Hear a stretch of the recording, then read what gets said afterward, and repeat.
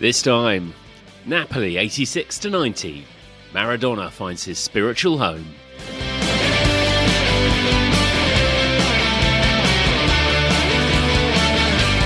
And it's no nay never, no nay never, no more, 'cause I'll stay a while drover forever and more. And it's no nay never, no more, 'cause I'll stay a while drover forever and more.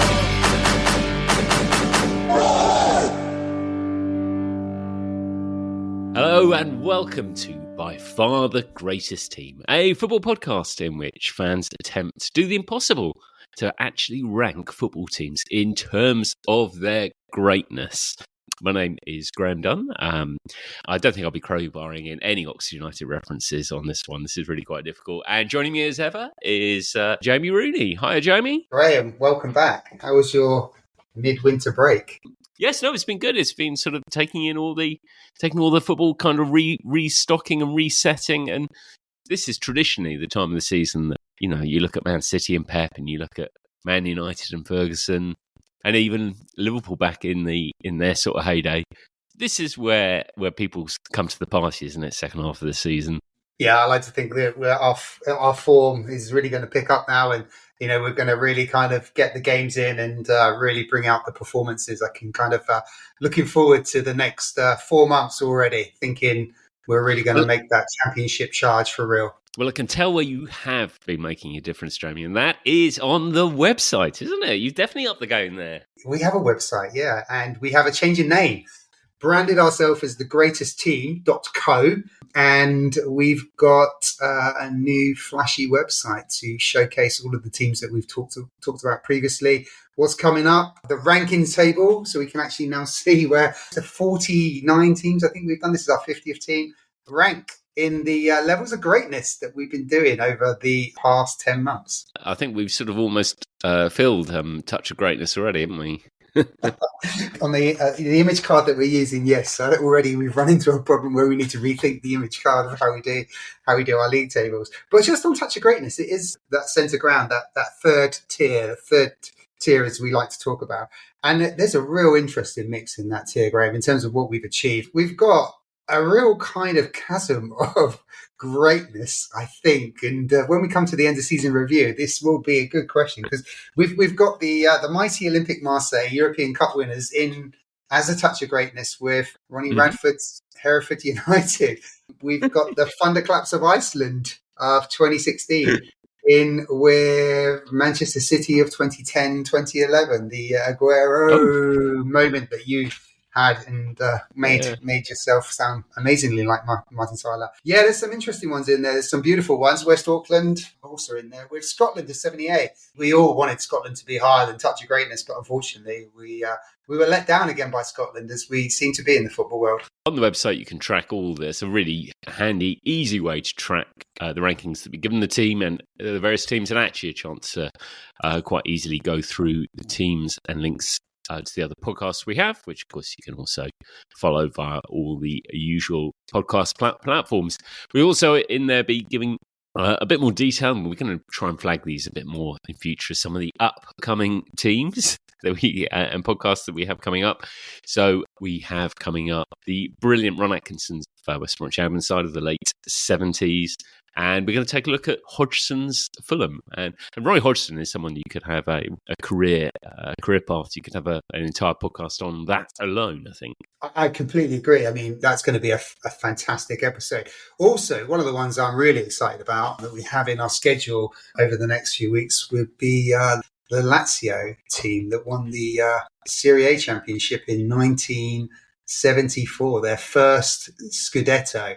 And I'm excited, as you know, Graham, because there's a certain favourite of ours that was in the squad before you moved to North American Soccer League. Very much looking forward to the chance and opportunity to pronounce Chinaglia again.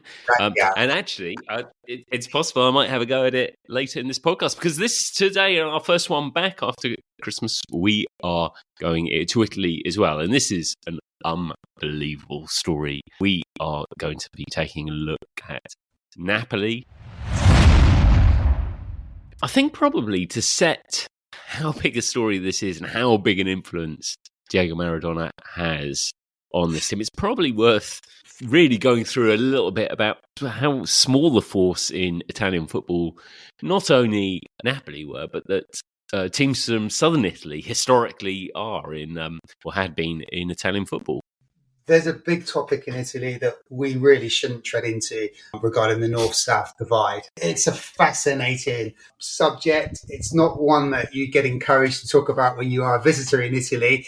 Football, as we know from the Genoa podcast episode we did earlier on in the season, is formed in the north of Italy. The north of Italy is pretty much where the constitution of New Italy is formed in the late 1800s. And football develops in the north of Italy and then slowly finds its way down the south. But there is the north-south divide, and it's incredible that until this Napoli team, only one team in the history of Italian football, and we're talking up until 1986-87 when Napoli won their first Scudettos, we're going to talk about, only one team from the south, and that's Calgary on the island of Sardinia, had won the Italian Championship. It was absolutely dominated by teams in the north and teams in the middle bracket, Emilia-Romagna and Lazio, where you get Roma and Lazio and Bologna. The size of the city of Napoli in Naples is incredible. It's the third biggest city in Italy. It's consistently had around about 2 million people. It's the most condensed city in Italy, 1 million living in the centre. For a city that size to not be dominating football, it's a pretty unusual occurrence, but this whole story is a pretty unique and unusual occurrence. Whilst I was doing a bit of research around this, I was struck, there was a name that struck out me, which we mentioned on another podcast in the very early days of Italian football. And when the Italian football began, it began, as you say, in the north. The Italian league was comprised just teams from northern Italy. And so in southern Italy, teams sort of had to play amongst themselves, relatively friendly. So it does mean, of course, that the first honour that Napoli get is in 1909 when they win something called the Lipton Trophy, which is another one of Thomas Lipton, the tea guru. It's another Thomas Lipton-led trophy, an event that's run in southern Italy for teams around there. Napoli are the first team to win that in 1909. And this is the same Thomas Lipton who is pioneering the World Cup, and which, of course, the amazing West Auckland won the Lipton World Trophy, in which we had Phil Craig talking about earlier in the series. What a man Thomas Lipton was. He creates his tea company, but his love of organised sport, in terms of international competition, he is absolutely way ahead of his time. A fascinating individual. I think he deserves a film in his own right because of the incredible contribution he's had, not just to what we drink in the morning and over a natter, but also to sport in general in terms of taking it onto a global game. So Napoli, they are, so they're a bit of a kind of yo-yo club, aren't they? In those first sort of 50 years, struggling to kind of make any real impression in football. By the time they get to the 1970s, they are starting to, it's fair to say they're establishing themselves as a top-tier side, isn't it? Yeah, they've won a couple of cups. They won a cup in the Coppa Italia in the 60s, and they win another one in the 70s. But yeah, you're right. They do go down. They do drop into Serie B. So Serie A, as we've mentioned previously, didn't really start until the late 1920s. Before that, it was the North competing against one another, and then the South competing once against one another, and the two would meet in a final. Invariably, the North would win quite comfortably. And Napoli have popped into Serie B, and then they've found their way back into Serie A. But they've kind of repeated this pattern over the history since they were founded in 1926. And then in the 1980s, when Italian football really is coming into its own, and the Italian league is really becoming the most attractive and strongest and best league in the world, it absolutely coincides with when the best players rock up into Italy as well. And Napoli then go on and have this incredible period of history. Diego Maradona. So obviously, in the years preceding Napoli and having come over to Europe, but he starts attracting a lot of attention. I mean, I remember by the time he joins Barcelona, he's already, everyone knows who he is, and him joining Barcelona appears like kind of the move that's gonna make him and introduce this global star.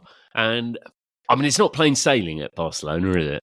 He gets a reputation of being a troublesome individual, and he becomes the centre of attention of a couple of key moments in Spanish football. He's on the end of a rather horrendous tackle, very fiery game against Bilbao. He's on the end of a Goicoechea tackle, which breaks his ankle.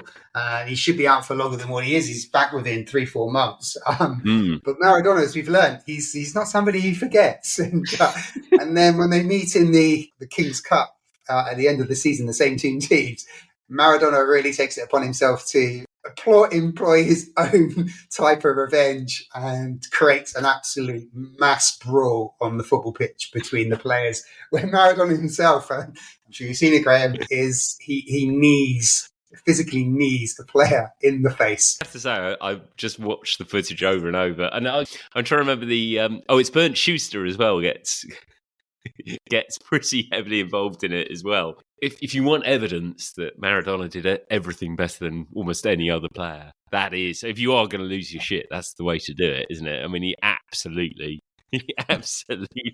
drops one. Yeah, I think he's definitely a man who never forgets the ills that have been applied upon him, and I think he will always seek retribution where he can, and he does it in absolute superstar style.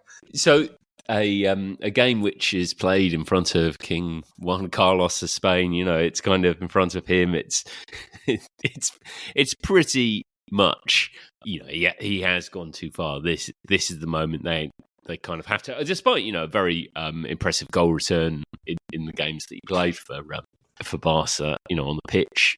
But that game was definitely always going to be his last. Not only his last for Barcelona, but that pretty much any other club in Spain appeared pretty much out of reach. Which it's a slightly strange situation where you then have the best player in the world available in the market. Who is going to buy him? That it should be Napoli that he goes to. It is really quite strange, isn't it? We shouldn't forget that Barcelona had some financial issues as well at the time, so they were looking to offset this player. They knew they could probably command, even with all of his troubles, a world record fee, which they did. The president at the time, or the chairman, however you want to call him, in Italian football, Corrado Falanino, courted Maradona. I think he saw Maradona as the key to really turn the fortunes of Napoli round. So I think he went on a one-man mission in order to try to secure the finances, and he had to borrow money from various places in order to secure the world record fee, which varies. Some reports say it was 7, some say it was 7 million, 12 million, 13 million. Whatever it was the most that was paid for a football player at that particular moment. But you're right. There's a couple of factors involved. I think the most important factor is that I don't think anyone wanted him. I think he was seen as a troublesome character. And, English football wasn't anywhere near in a place. It was pretty reaching its low point in the mid-1980s, to be honest. So England wasn't an option. Spain, as you've said, Graham, was no longer an option. It was unlikely that he was going to go back to South America. And Italy was the league where everyone was going. So it was a case of going to Italy. But Italy had in place at this time their 2-player foreign rule, which meant they could only have 2 non-Italian nationals in their matchday squad each game. And so when you look at the players that were available, I mean, Juve themselves, they had Boniek and Platini. So, you've got 2 amazing players there. Where's Maradona going to fit into that? He's not going to Juve. Inter Milan had Rummenigge and Liam Brady, and those who probably remember Liam Brady from his later time with West Ham, was an incredible success in Italian football, went on to play for a number of Italian clubs. Liam Chippy Brady, always renowned because of that great chip he scores on the 101 Great Goals video for Arsenal. But it had nothing to do with that. It's because he spent his time at the chip shop. In that beautiful Arsenal kit where they used to have the long white sleeves. Oh, what a kit. Just a plain red body and the long white sleeves. Gorgeous, gorgeous kit. Yeah, and Milan, they had Ray Wilkins, and they also had Mark Hateley, who was actually a bit of a success in Italian football. And also Rangers, actually. So, the big clubs are, even if you look lower down the teams, Fiorentina, they had Socrates and Daniel Passarella. Daniel Passarella getting towards the back end of his career, but still a quality player. And even if you look at like the Roma clubs, Roma had Falcao, they had Cerezo, the Brazilians, and Lazio had Batista and Michael Laudrup, who would go on and join Juve the next season. And this is what Italian football did, though, because obviously you had this 2 foreign player rule in place. When a player like Maradona became available, you had to make a decision as an Italian club. Do you get rid of one of your superstars to replace him with one of your superstars, or do you stick with what you've got? So you're really looking down the tiers, the provincial clubs, and Napoli aren't a provincial club. But this is one of the reasons why, I don't know if you remember, in the 1990s, David Platt went to, I think, Bari as his first club. But David Platt was a superstar, and he goes to Bari in order to kick off his Italian career in Serie A. But I think the long and short of it, Graham, regardless of the foreign player rule, I don't think anyone wanted him apart from the president, Falana. But when he joins, it is fair to say he finds his home immediately. You know, the character of Napoli as a city, a slightly gnarled, downtrodden, hardworking kind of city, fits with that. When Maradona's kind of arrives, he's kind of greeted by. They present him in the stadium, don't they, in front of about 70,000 fans or whatever. The excitement is incredible, isn't it? It is, yeah. I mean, the Sao Paulo is absolutely stacked. Maradona's juggling a ball to his new adoring fans. And I think you're right. He identifies with the city almost immediately. There's something Naples, as we should call it from the English context, is suffering unemployment. There's poor sanitation. You've got the Camorra, controlling the city.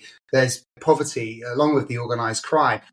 Based on Maradona's social, cultural upbringing in terms of coming from poverty, I think he recognises something in Napoli. I think he sees something in Napoli. And we shouldn't forget that a bunch of Italians migrated to Argentina around about 20th century, the 1900s. So there's already that kind of cultural indoctrination in Argentina to feel what it is like to be a struggling Italian. And that's exactly what Maradona finds when he gets to Naples.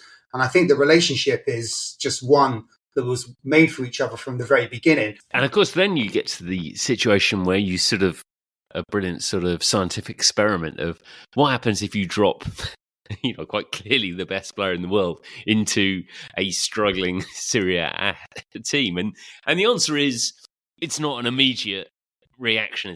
I mean, the first season, the 84-85 season, it's an improvement, and Maradona is their top scorer and relatively high scoring within the league, full stop. But they finish about mid-table, don't they, or something?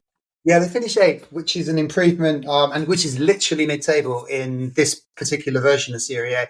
Italian football at the time had 16 teams in the league. They played a season of 30 fixtures. Every one of those fixtures was played on a Sunday. There were no midweek games. They were routinely played every week with international breaks throughout the season. So it's a short season in terms of games for any Italian club to be playing back then.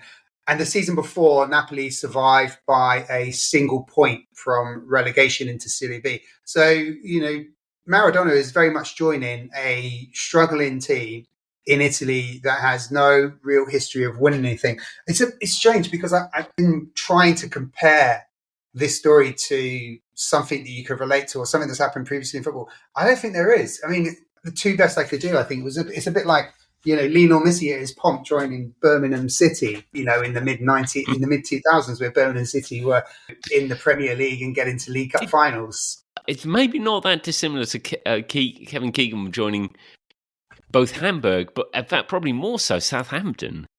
When I was looking through that Napoli side, the side that he joins, it's not obvious to me there's a lot of equivalent kind of household names in that side. Yeah, no, I mean, if you look at Napoli's Hall of Fame, in terms of their best players of all time, across multiple websites, you'd struggle to get more than a handful of players, and less than a handful actually, from this period of time. You've got Kiko Ferreira, who comes in a bit later, the defender, had an amazing career with Napoli, goes on and have almost the same career in terms of success with Juventus. Later down the line, they signed Careca, and he's a massive success, but he's also a bit of an anomaly. Careca comes from Brazil. He's been playing in Brazil. Napoli take a chance on him. He has an incredible career with Napoli, and then he goes off to Japan and Brazil and doesn't really have a career elsewhere. It really is bizarre. And even if you look at the coach, So in the first season, when Maradona joins, the coach is Rino Marchesi, I think. Here we are with the pronunciations once again. But he only has one season, and then Ottavio Bianchi comes in. He's a pretty decent coach. But, I mean, not a lot is written about him. And again, here we are talking about Napoli, and it's hard to look beyond the obvious in terms of why they were set up for success. And this is exactly what you've mentioned. You signed the best player in the world, and he was by far the best player in the world, in my opinion. Then you're giving yourself a chance of success. And that sort of starts to ramp up as in these next couple of years. So obviously in 85, 86, Napoli are actually now battling away at the right end of the table. They're proper contenders at this stage. I think are they runners up in that season? They finished third in 85, 86, and just to kind of contextualize it in terms of the Maradona effect. So their win percentage in 83, 84, so the season before Maradona joined, was 23%.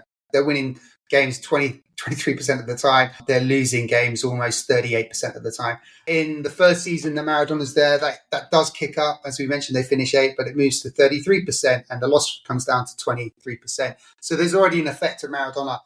But the following season, when they finish third, you're really seeing the effect of Maradona. And it's important to point out as well, Maradona is available playing games 90% of the time. It's very rare that he would miss a fixture. He misses the odd couple here and there through the season in his first 4 seasons, but he's available for selection every week, and obviously he's going to get selected every week.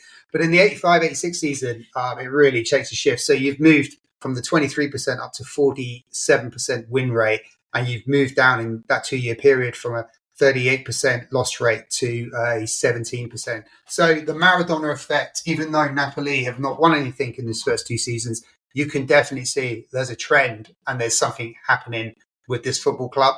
You then obviously get into the summer of 86, and what is the high point really of Maradona's career, the extraordinary 86 World Cup.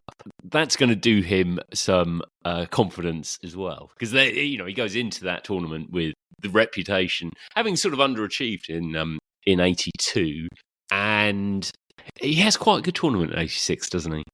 Yeah, he definitely makes it for 82, where he got sent off, it wasn't a bit scarred for him in that one. I mean, how many rabbit holes do we want to go down talking about one of our favourite World Cups? I mean, yeah, we could be here all day.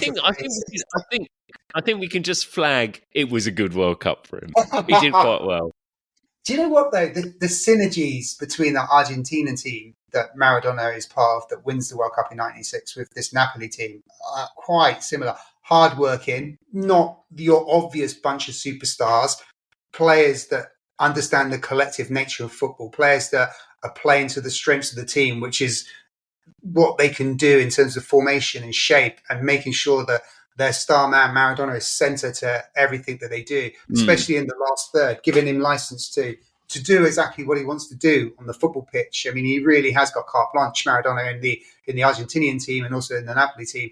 I'm sure there were periods of time where he was asked to do particular jobs, but generally, if you watch some of the games back from the 86 World Cup and also this Napoli team, he's got license to do what he wants. And, it's a credit to the coaches that they just allow him to be creative on the football pitch, because it's his driving force that drags these 2 teams. Not particularly brilliant teams in the context of what we're talking about when we look at some of the other greats down the line, but these are winners. You win the World Cup and you go on and win Serie A titles with unfamiliar, unfancied teams.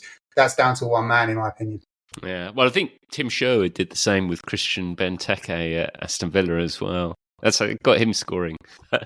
He said stop. He said Benteke was working too hard tracking back.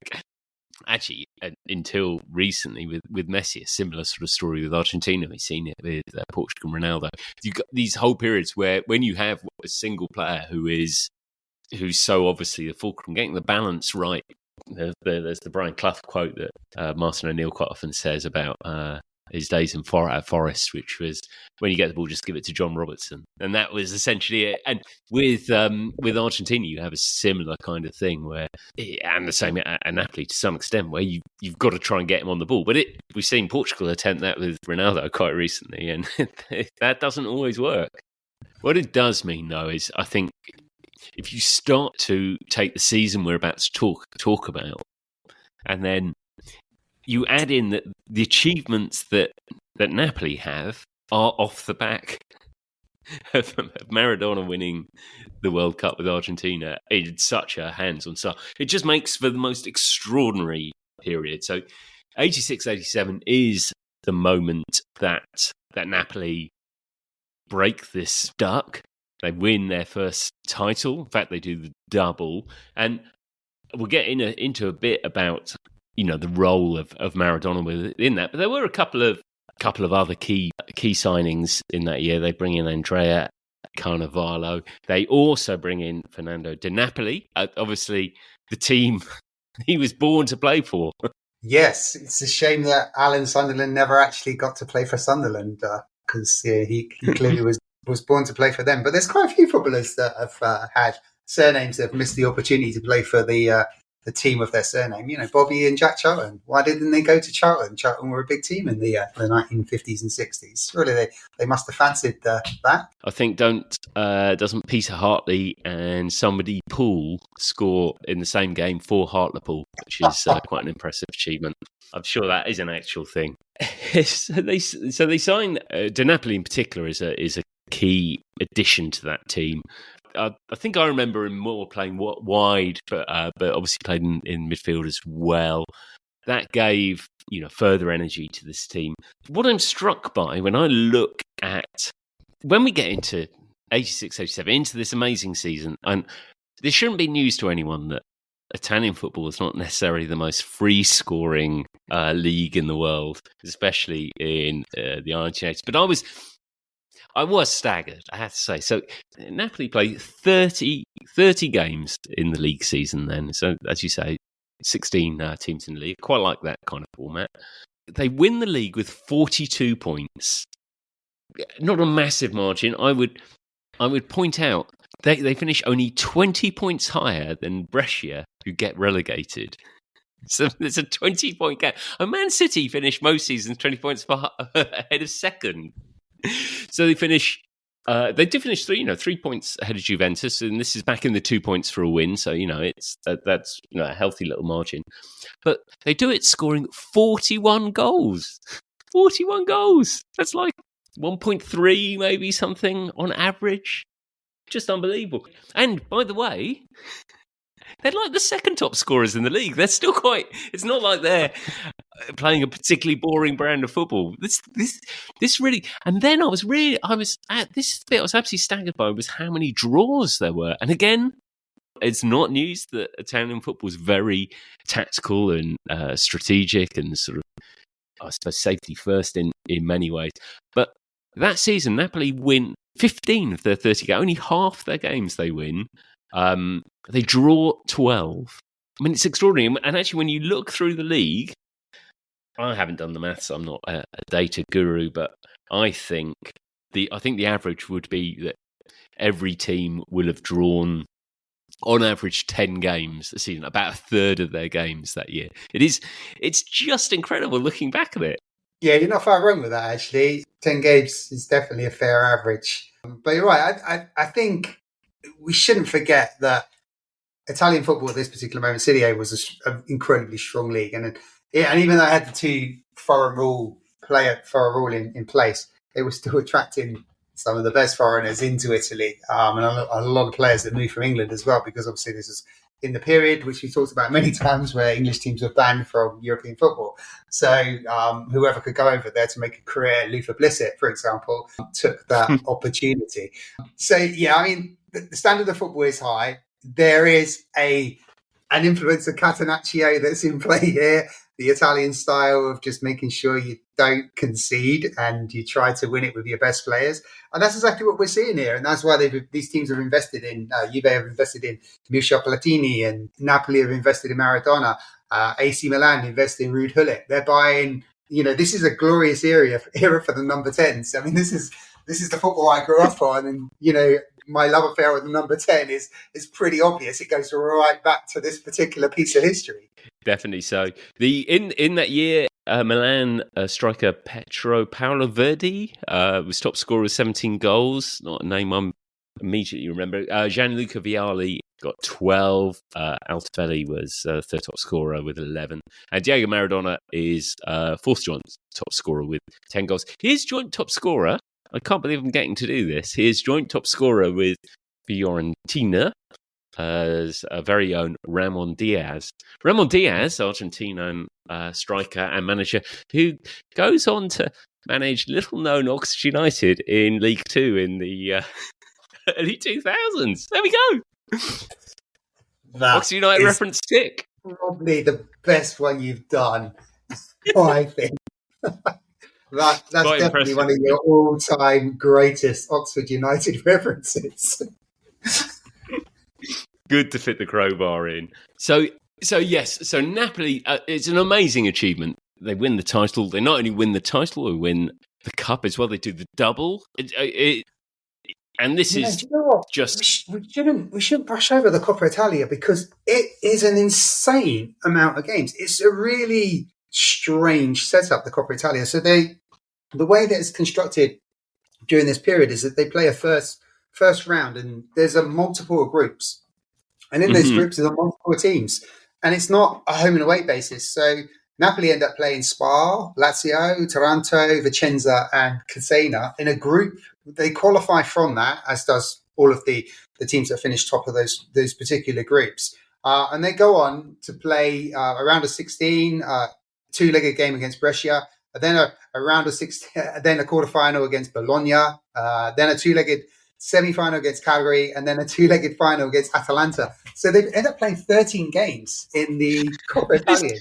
Now, you've already remarked how little games they play in the league.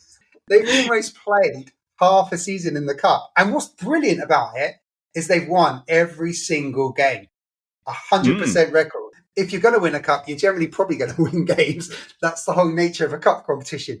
But, there's definitely here where you've got two-legged games where they could easily pick up a draw and still qualify into the next round. But they win every single game, home and away. they win 13 games there, whereas in the league, they draw. I mean, in the league, they'd have drawn 6 of them. Definitely. You're absolutely right. It's an extraordinary achievement there. They also play in the UEFA Cup, which that year they actually go out on penalties to lose. But if Maradona didn't already have a kind of godlike status in Naples, that is what cements it, doesn't it? And if you go back to the decision to bring him in, and as you say, absolutely high risk to bring someone in whose reputation for what went before, and in fact what is to ultimately to come, would warn many people off. And how many times have we seen Bradford signing Paolo Di Canio, or these kind of absolutely going for it signings and then going wrong. The Peter Ridsdale dream goes wrong. Going back to what you were talking about earlier, trying to think of a player who's had that much impact on a club is just incredible. But it's really. not just the club, is it? I mean, his impact is on a whole city. It really is.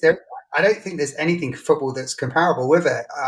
We've already talked about Napoli were not seen as a big football team at that particular moment. They had to find a way to finance it. They're buying the best player in the world. The region of the southern Italy has no history in terms of winning championships. The players that he plays around, there's definitely a Maradona effect. We talked about Fernando Di Napoli. He goes on. His main career is at Napoli. He goes on to Milan, but doesn't really work out. Cannavale, his main career is at Napoli. Careca, we've already mentioned, his main career is at Napoli. There is this incredible Maradona effect. And when it's good, but it's not always good with Maradona.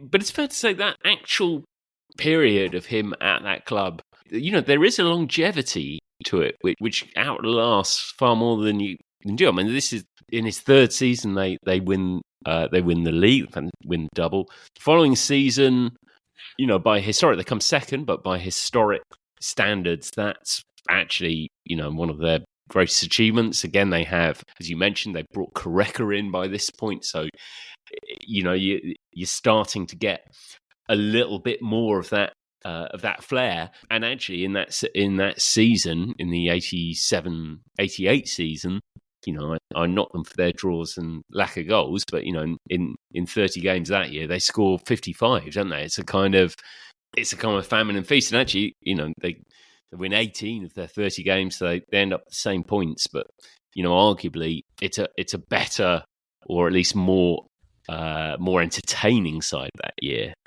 Obviously, there's this incredible belief they've won their first Scudetto and they're riding high on that. And it could be forgiven for kind of languishing and being drunk on that for the next season, but they're not. They actually do. They actually fall away towards the end of the season. They're actually doing quite well, but then towards the end of the season, they do fall away, and then they're tipped by Milan. And we shouldn't forget that this is the Arrigo Sacchi AC Milan that's going to go on and become one of the best football teams of all time. We should really talk about them at some point, but they're probably too good to talk about, to be honest. In the 87-88 season, they were actually top of Serie A for the first 27 weeks. So it's only the end of season form where in the last 5 games they failed to win. They lose 4, and then they're pipped by Milan. Whether or not Milan win it by 3 points in the end, which we know with 2 points to win it's quite comfortable.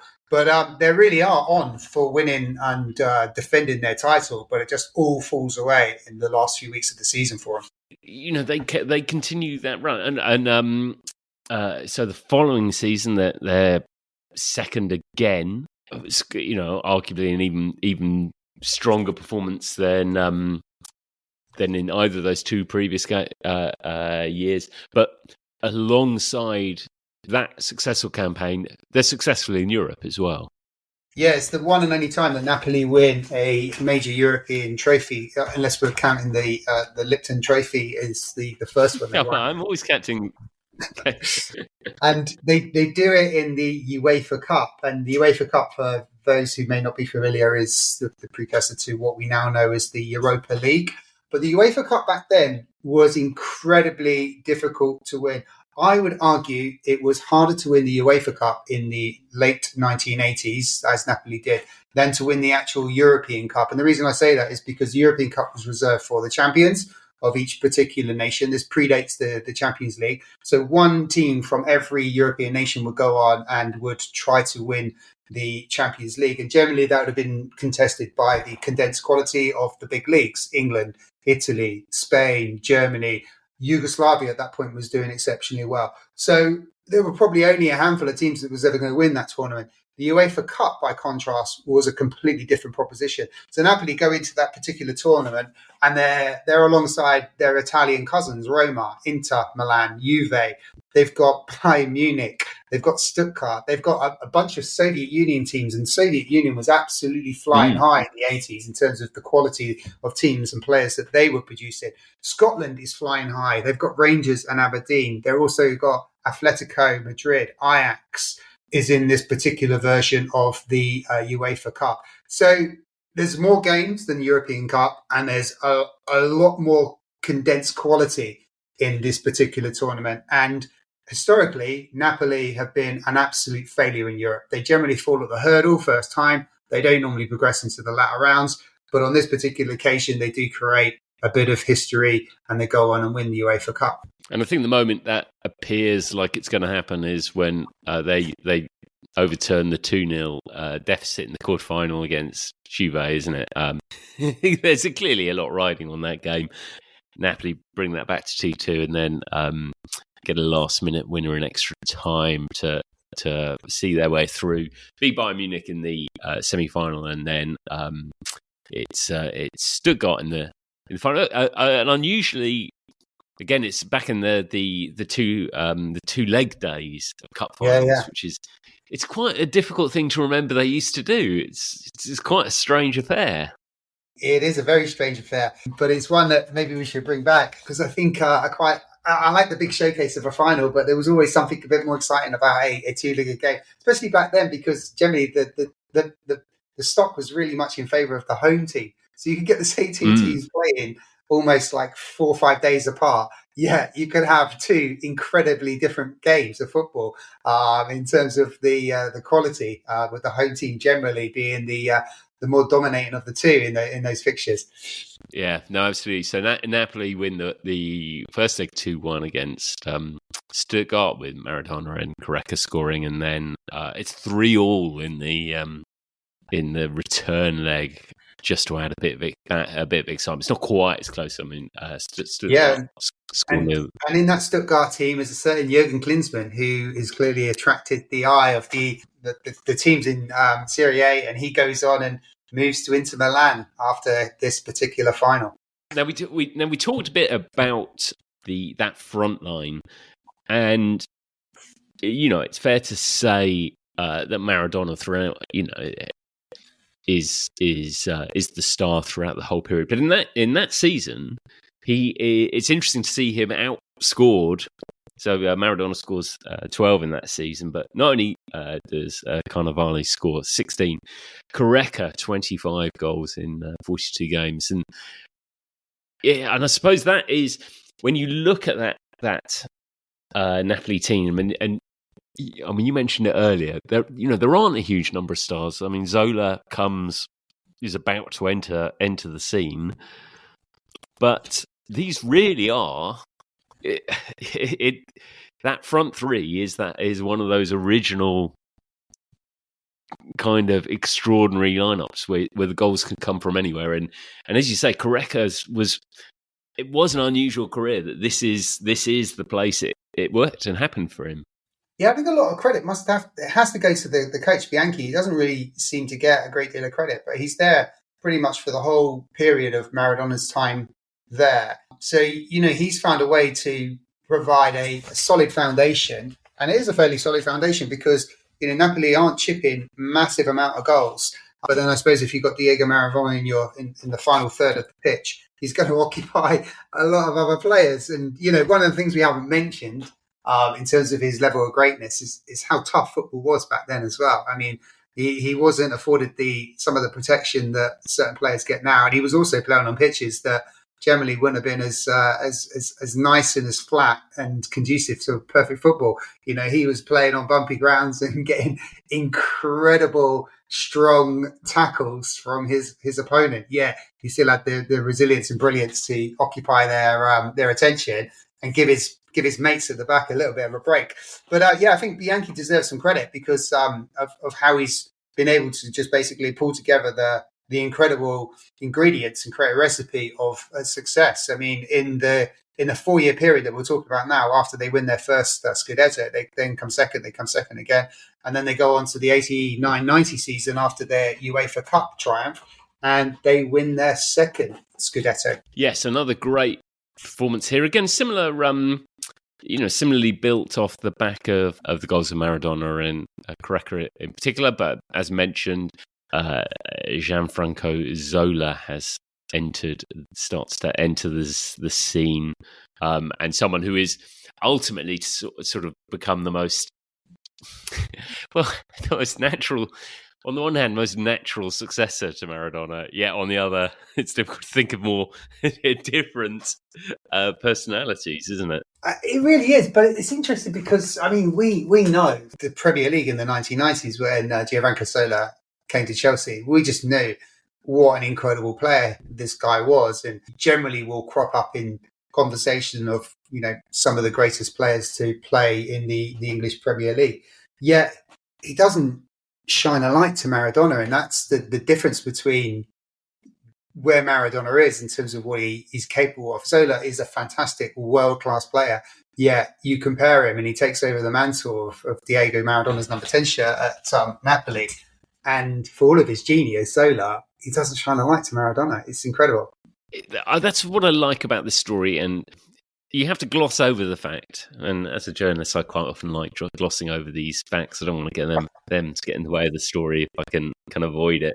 So, technically, he was there from 84 to 90. But if you just think of him being there from 86 to 90, bookended by 2 World Cups, that is the story. It's got a beautiful kind of arc to it, one of beginning with this iconic World Cup performance, a title, a second place, another title.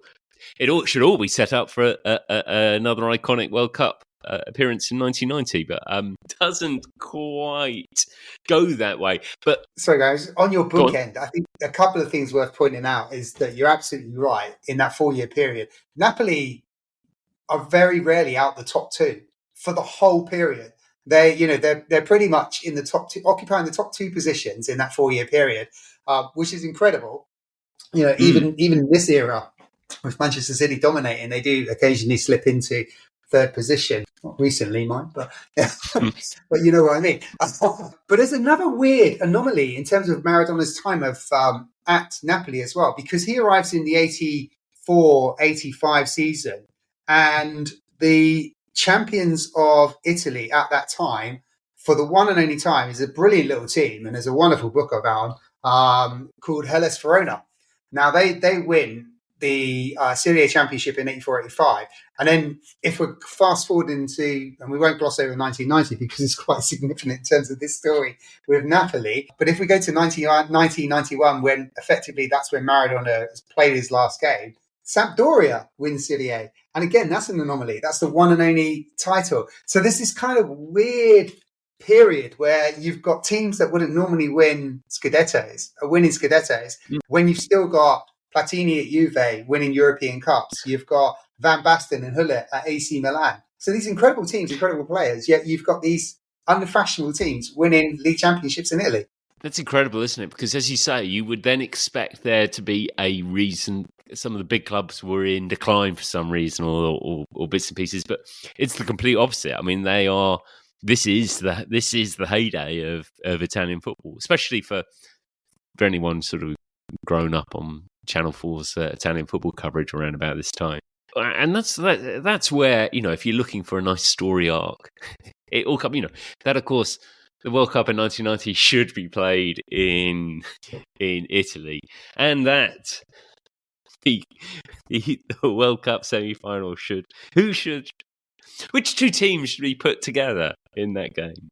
Where should they play? Where should they play? Where could they possibly play?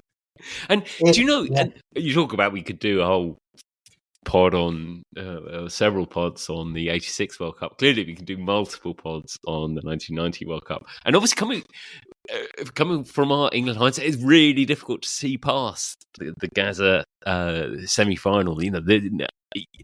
That is ingrained in us, and I'm not even sure. I suspect I didn't watch the. I was still sulking. I don't think I watched the semi-final at the time.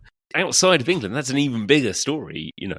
That you should end up with Italy, Argentina in Naples.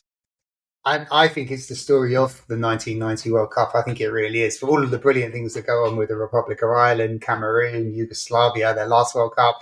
And we shouldn't forget Germany with some pretty good players to actually win the whole thing in the most boring final you probably could ever watch. Yes. For me, the semi-final where you've got Diego Maradona playing at Sao Paulo, against the host Italy. I mean, it must have been torture for those Neapolitans. They've got this incredible love affair with their football team, Naples. Probably an even bigger love affair with Diego Maradona for all of the great he's done. And, you only have to go to Napoli now to see the murals on Diego Maradona. It really is an absolute love affair. For him to be facing the home nation, he's tying these people in knots. And you see so many stories where, the Napoli fans were saying, yeah, we want Argentina to win. I think that's not true. I think there may have been a few, but I think generally Italians are Italians first. I've learned that. And I don't think they would ever back against their national team. It didn't stop Maradona suggesting they should. Well, I mean, this is Maradona. He believes anything is possible. And he's got every right to believe that because he can make some of the most impossible things happen on a football pitch. So, yeah, he does go into marketing mode. He does try to convince his loyal fan base that they should be following him and his Argentina team. But I don't think he won that marketing battle. I think that was a bit of a PR disaster for him. And it gets a bit worse for him as well when the game goes to penalty kicks. So everything starts to sort of crumble a bit for Maradona around this time. They do. So Argentina do. They win that semi-final. They, as you say, it's a pretty horrendous or turgid final. But Germany, Germany or West Germany at the time? I think it's still It was West Germany, yeah. The final one, Germany, yeah. wasn't it? Before the Berlin Wall came down. West Germany win.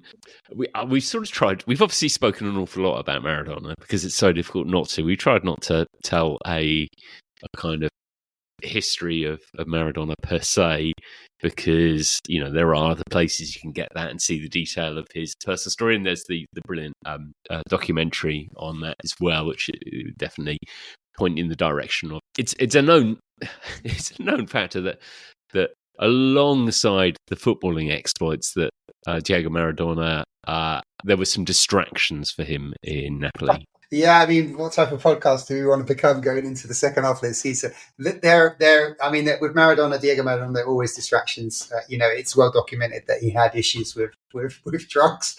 You only have to watch highlights of the 1994 World Cup to understand that.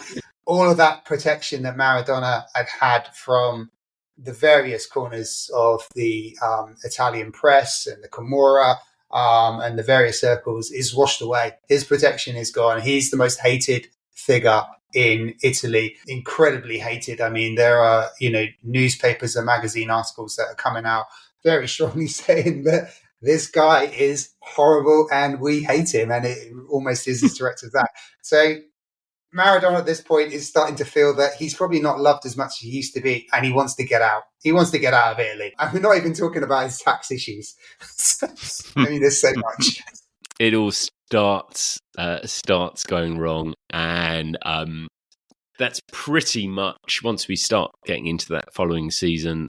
He obviously, I think he picks up a ban at that stage, doesn't he? And it becomes clear, really. Randomly being pulled back after every. How would that be?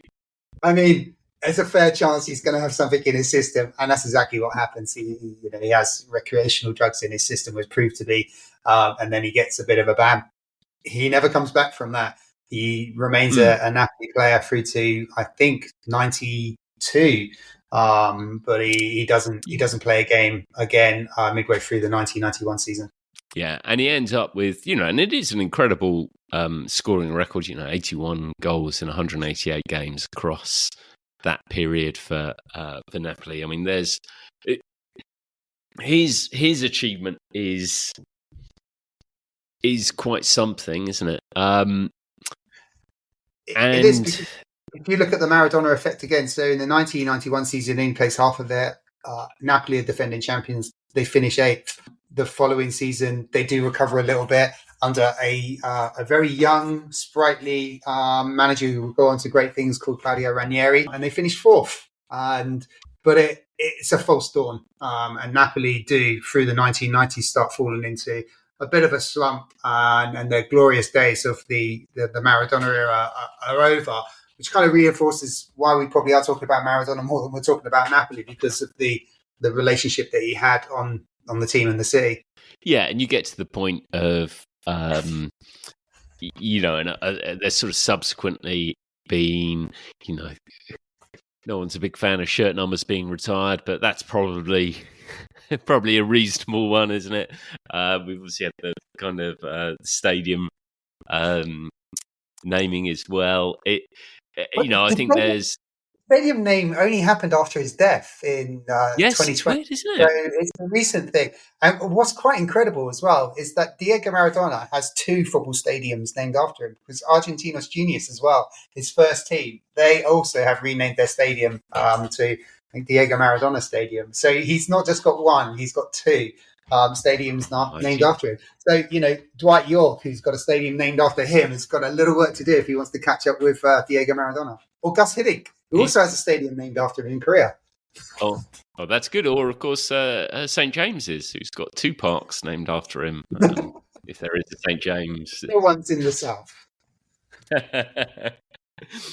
So, we should get on to thinking about ranking this side. It's been so long since we did this. Can we remember? Well, of course we can. It's right at the top of the shop. We have all-time greats. Beneath that, it is true greats, followed by a touch of greatness, which is our sort of mid-scale category. Below that, we have edge of greatness, and I don't think we're going to need Blinkered greats for this one. I think they're Napoli definitely higher up the food chain than that. I don't know, this could be. I've got a feeling. Well, I'm sitting opposite a man. This is for anyone who is who can't see the pictures on this, which is probably 99% of people, unless you're watching a clip of this up now. I'm sitting opposite a man who is wearing a Napoli shirt. So, what does that tell me about how, Jamie, you are ranking this team? I think, again, the shirt relates to the key topic, which is the player. And I think it's just... I have a strange relationship with Maradona because as a youngster in 1986, when he scored with his hand against England in the quarterfinal, my hatred for him was... My hatred for Argentina was something quite scary. And I could never accept that the second goal was great because I was so angry about the first goal still. And it wasn't until 2001 when I visited Argentina for the first time that I started changing my relationship. And then in 2002, England beat Argentina in the group game and I was over it. I stopped hating Argentina. I started to love Argentina and I started loving Diego Maradona, more importantly. So the shirt is really, it's got number 10 on the back and it's for Diego Maradona more than Napoli. Although I have to say, Napoli, one of my most favourite places in the world. They created pizza, the margarita. They created the espresso coffee. You know, Sophia Loren. I mean, everything about Napoli for me. The food, the weather, 300 days of sunshine. I mean, it's just one of the greatest places in the world. So I'm kind of supporting my love affair. However, this is not really helping with ranking, is it? So I definitely don't think this is an all-time greats because I think it's hinged on a moment in time, and that moment in time is a player arrives and has an incredible effect on a bunch of players that can clearly play to a certain level, but they get the best out of each other.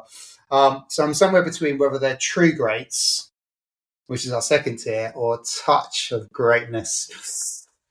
I think given the era, given the connection that Maradona had, the social and cultural connection he had with the city, I think this is more than just a touch of greatness. I think this was, not that I believe in this stuff, but I think this was destiny. And as Marty McFly tries to tell his dad in Back to the Future, you know, Lorraine, you're my destiny. I think Maradona, Naples, you're my destiny. And I'm going to rank this particular Napoli team as true greats, our second tier. It is a really good point about. I had a similar kind of feelings towards Maradona as a result of it. I think probably most English fans in some way or another had, and you know, whilst it's weird, I kind of very familiar with you know, many of those other Italian teams of that era. But I don't really remember actually watching that much of them. I don't really remember. I'd kind of like the chance to re-enjoy that story, coming at it from a completely neutral perspective. I think that would help. I suppose the other question, I mean, you know, maybe is, you know, how sustainable was it? I mean, it obviously wasn't sustainable for him. clearly it wasn't living the life he was living there. I mean, Napoli do go bankrupt within sort of 20 years or so of that. And I imagine it is sort of off the back of that particular splurge of activity. You know, we're getting back to the realms of. I mean, what I would say is they did more than Portsmouth managed with their money, didn't they? I suppose when Harry Redknapp pulled his team together. That's one of my South Coast friend, Jamie. There, I just don't think when you look at Napoli's place, this team's place in Napoli's history, I just don't think you can ignore it. I think it has to be true greats, and on the pitch, one man is clearly is a great in this. So Napoli 86-90, true greats. An interesting thing about Diego Maradona before we start wrapping up. He's never won the Ballon d'Or, and there's a very, very obvious reason why. Because he was never eligible for the Ballon d'Or. It's been a raging debate on the internet, and clearly now, because we understand that the Ballon d'Or was always open to European players, and that changed in I think it changed in 1995 when it was open to players playing in Europe, and then in 2007 it was open to the rest of the world. But quite interestingly enough, the Ballon d'Or is held by L'Equipe, the French newspaper. And what they did in, I think, 2007, they actually went back and they looked at the players that would have won Ballon d'Ors if it would have been open to everyone. And Pelé would have had 7. Diego Maradona, 2. 1986 and 1990. He would have had 2, based on this, 2 Ballon d'Ors. That's what L'Equipe would have given him. 86 is undeniable. 90, I suppose he was. I don't think who else was around then. Lothar Matthäus won it in 1990. In 87, when Maradona led this Napoli team to their first Scudetto, Ruud Gullit was the Ballon d'Or winner, and that remained the case. Interesting. It's a good piece of trivia. I like that. Wow, thanks. Your midwinter break wasn't wasted completely. You've obviously been doing the research. Swatting up. Excellent. Well, it's been nice to get back into the swing of it. We will be back in